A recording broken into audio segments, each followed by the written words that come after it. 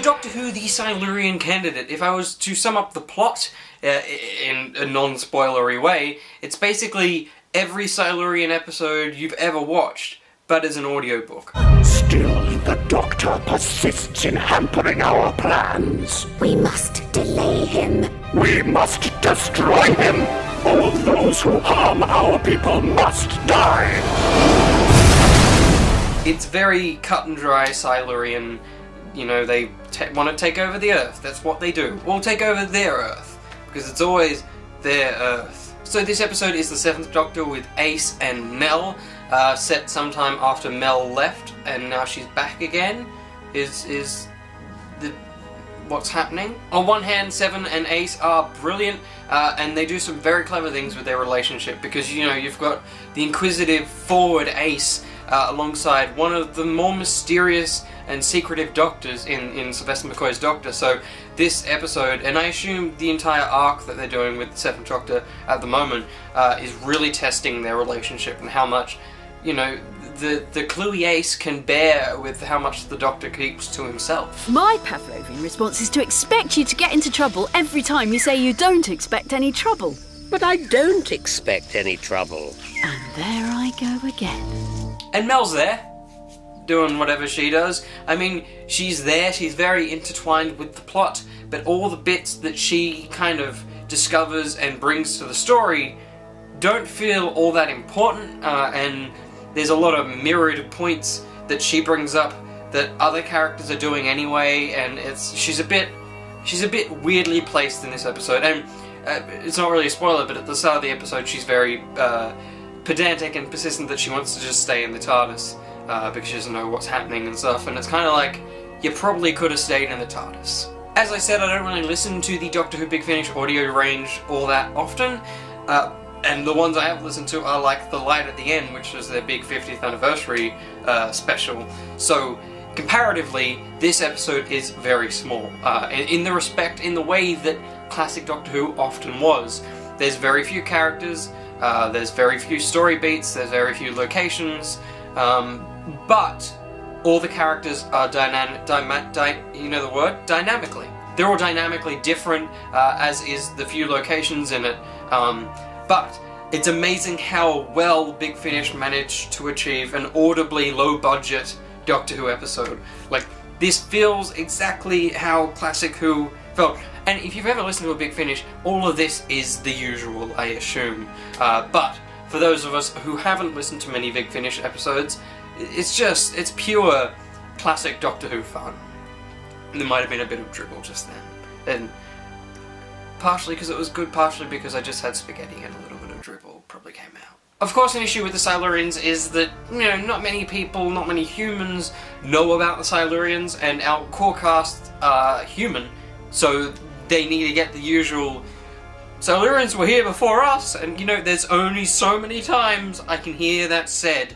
You know, they've worked out new ways to play with the Cybermen in the new series to, you know, just remove that whole, ooh, they were human, but now they're not. It's just a bit draining to hear the Silurians, they were here before everyone on Earth. The Silurians were the original humans, Homo reptilia. That was...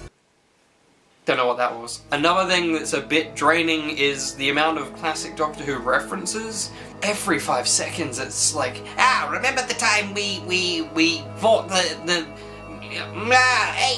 Ace, remember this? It's like, holy crap. Anyway, I dispersed the key to time throughout the universe, so the Black Guardian couldn't get his hands on it again.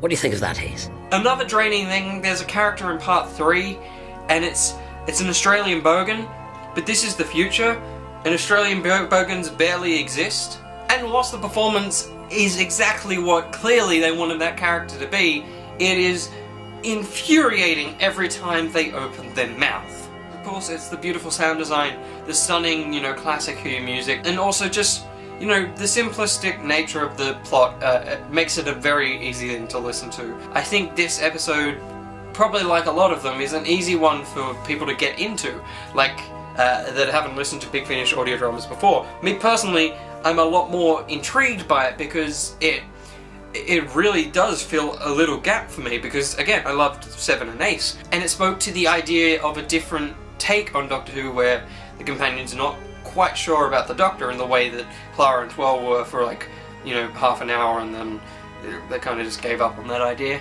So the Silurian Candidate is pretty good. It's only about 2 hours long as well, so it's quite an easy one to listen to.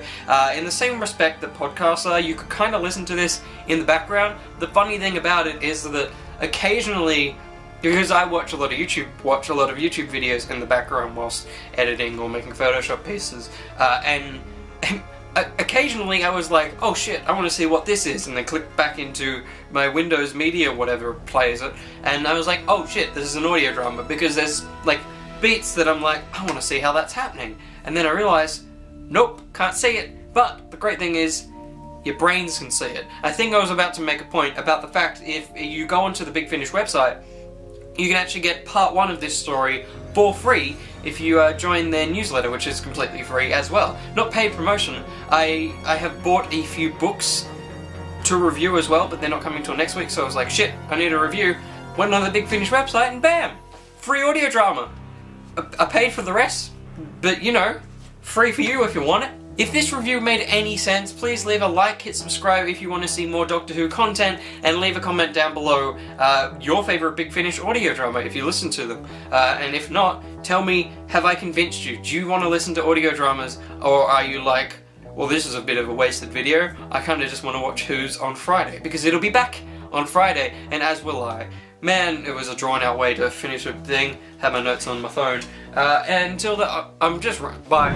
Welcome to the world beneath the world, Ace.